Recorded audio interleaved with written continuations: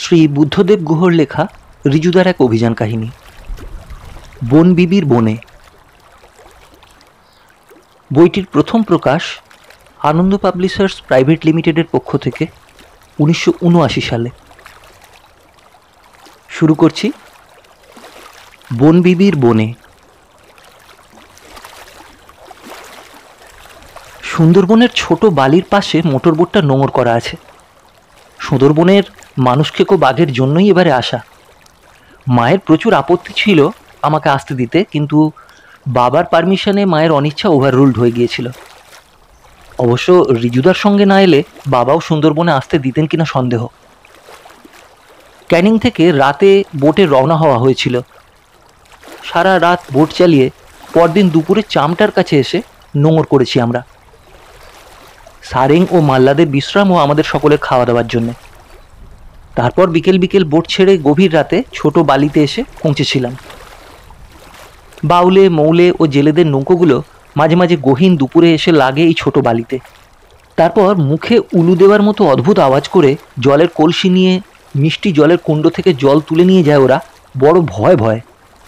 বাঘ যে কোথায় কখন এসে হাজির হবে তা কেউই জানে না। বনবিবির পুজো দেয় ওরা বাবা দক্ষিণ রায়ের।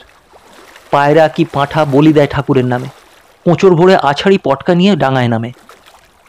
কিন্তু সুন্দরবনের বাঘের কাছে সবই আকর্ষণ। বাঘকে দূরে না পাঠিয়ে মানুষের গলার স্বর, আছাড়ি পটকার শব্দ আরও কাছে টানে, মৃত্যুর কাছে। বৃষ্টি কি বৃষ্টি! ঋজুদাই বলছিল, সুন্দরবনে তো এই নিয়ে বহুবার এলাম গত 20-25 বছরে, কিন্তু শীতকালে এমন বৃষ্টি কখনো দেখিনি।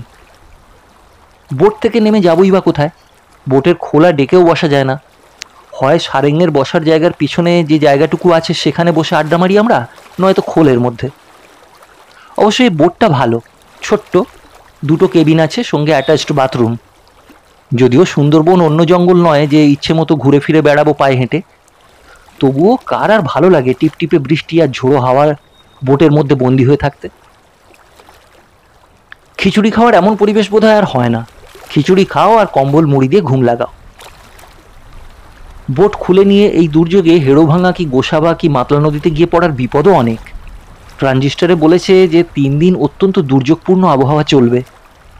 বঙ্গোপসাগরে নিম্নচাপের সৃষ্টি হয়েছে, আর আমরাও চলে এসে রয়েছি একেবারে বঙ্গোপসাগরের মুখেই। ঋজুদা বোটটাকে একটা সুতি খালের মধ্যে দিনের বেলা ঢুকিয়ে রাখতে বলেছিল। রাত হলে আবহাওয়া বুঝে অন্য জায়গায় নতুন নোঙর করা যাবে। রাতের বেলা সুতি খালে নোঙর করে রাখা অত্যন্ত বিপজ্জনক এই মানুষখেকো বাঘে ভরা সুন্দরবনে। অবশ্য রাতের বেলা আমরা ম্যাগাজিনে গুলি পুড়ে চেম্বার ফাঁকা রেখে রাইফেলকে প্রায় কোলবালিশ করেই শুয়ে থাকি।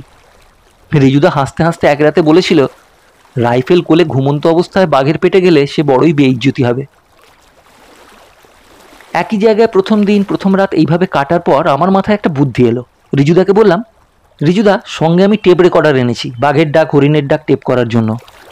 যা দুর্যোগ, বাইরে তো বেরোতেই পারছি না, তার চেয়ে তুমি গল্প বলো, আমি টেপ করি। ঋজুদা সবটাতেই ইয়ার্কি মারে, বলল, আর হনুমানের ডাক টেপ করবি না?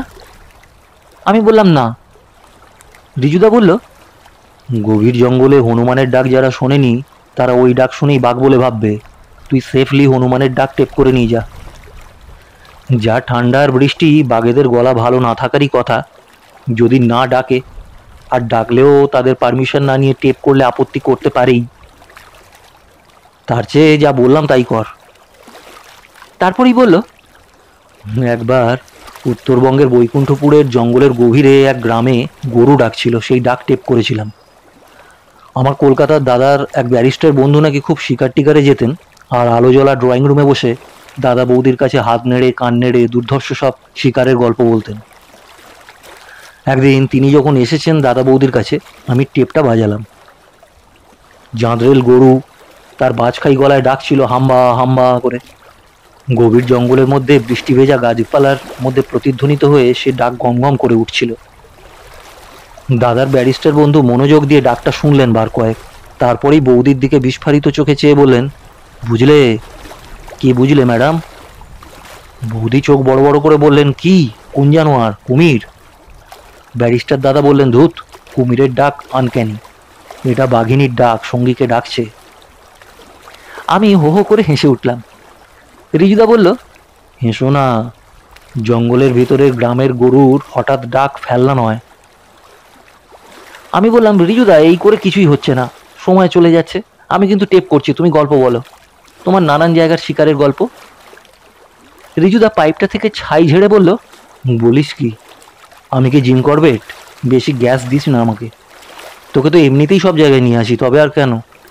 আমার আবার গল্প, তাও আবার টেপ করবি, আর লোক পেলি না? আমি বললাম, তুমি কথা ঘোরাচ্ছ, যতদিন মানে এই দুদিন তো দুর্যোগের বোটের মধ্যেই আটকা, বলোই না বাবা, প্লিজ তুমি বলো, তোমারও পুরনো কথা সব মনে পড়ে যাবে, আর আমারও শোনা হবে গল্প। তারপরেই কি মনে হয় আমি বললাম, তাহলে তোমার জেঠুমনির গল্প বলো, দারুণ লেগেছিল সেই কানা বাঘের গল্পটা, তোমার আর তোমার জেঠুমনির যা যা মজার গল্প আছে সব বলো প্লিজ। রিজুদা পাইপটা ধরিয়ে আমাকে বলল, গদাধরকে বলতো চায়ের জল চড়াবে, আর হ্যাঁ, সঙ্গে পাঁপড় ভাজতে বল। তারপর বলল, আজ রাতে ভুনি খিচুড়ি পেলে কেমন হয় বলতো, বাদাম কড়াইশুঁটি ছাড়িয়ে, মুগের ডালের খিচুড়ি একটু ঘন করে, সঙ্গে ডিমের বড়া, পেঁয়াজি আর শুকনো লঙ্কা ভাজা করবে। আমি বলে উঠলাম, আহ, আর বলো না, আর বলো না, গন্ধ পাচ্ছি। রিজুদা বলল, পাচ্ছিস গন্ধ? তাহলে বলেই আয় গদাধরকে, শুকনো কড়াইশুঁটি কি আছে আমাদের সঙ্গে? আমি বললাম, সব আছে, নেই কি, তুমি তো জেঠুমনেরই ভাইপো, তুমি বা কম কি? রিজুদা বলল, ফার্স্ট ক্লাস, গদাধরকে চায়ের কথাটাও বলে দিয়ে চলে আয় দেখি, 1 চামচ চিনি, দুধ কম, মনে আছে তো?